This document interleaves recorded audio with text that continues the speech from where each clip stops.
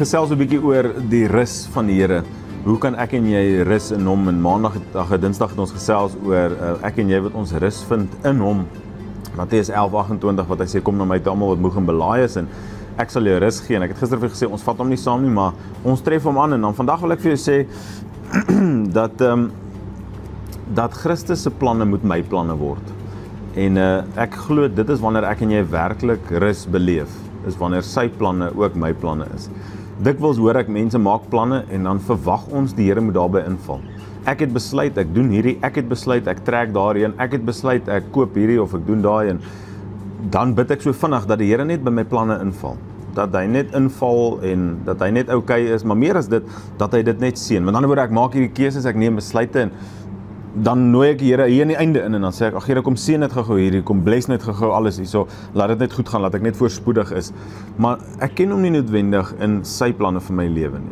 In Efesiërs 2 leer ons dat die Here het ons uniek geskep, maar dan leer ons ook dat hy het 'n plan vir ons lewe nog altyd. En hy wil graag hê ons met daai plan vir ons lewe moet ons uitvoer. Dit is sy plan vir my en jou lewe. En sy plan is laat ons hom dien met ons hele lewe. Dat ons hom verheerlik, dat ons hom eer. Paulus herinner ons, hy sê, maak nie saak wat ons doen, of ons sit en staan en kom of gaan en of ons eet, of wat ook al ons doen dit alles om die Here te verheerlik, alles wat ons doen.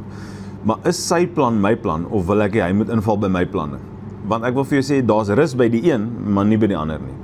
Wanneer ek weet dat ek stap in die planne van die Here, dan weet ek het die rustigheid dat hy is met my.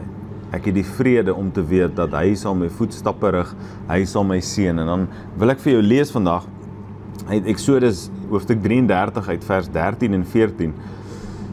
Hy sê, as dit dan so is, sê asseblief vir my wat u planne is, sodat ek kan weet wat u van my wil hê en ek dit kan doen. Hoor mooi praat Moses hierso. Hy sê, hierdie nasie wat ek moet lei, is immers tog u eie volk. Moet ek dan self saamgaan, dat jou hart kan rus kry, vra die Here vir Moses. Hoe mooi praat Moses hier so, hy sê, wat is u planne vir my? Hy sê, wat is u plan vir my? Wat is u plan vir hierdie volk?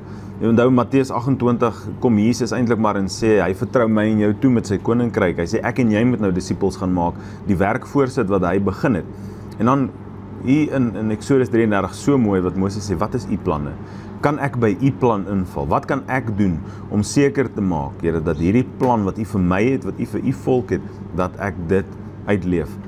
Is dit my en jou ingesteldheid ook om te sê dat die Here se plan vir my lewe, dit is wat ek wil doen. Ek val in by sy planne, nie hy by myne nie, want ek weet sy plan is 'n geseënde plan. Ek weet dit is 'n plan van voorspoed, ek weet dit is 'n plan waar hy my gaan seën, waar my voetstappe gaan rig, waar ek hom gaan beleef, waar ek sy wysheid, sy kennis en sy insig sal voel en ervaar. Of is dit my eie planne? En ek glo wanneer ek sy plan volg, dan het ek rus. Ek glo dan rus ek werklik, dan kan ek rus in Christus met die wete dat ek stap soos hy wil hê ek moet stap. Ek hoef nie te bekommer oor enigiets nie, want ek is in hom. Ek loop soos hy wil hê ek moet loop.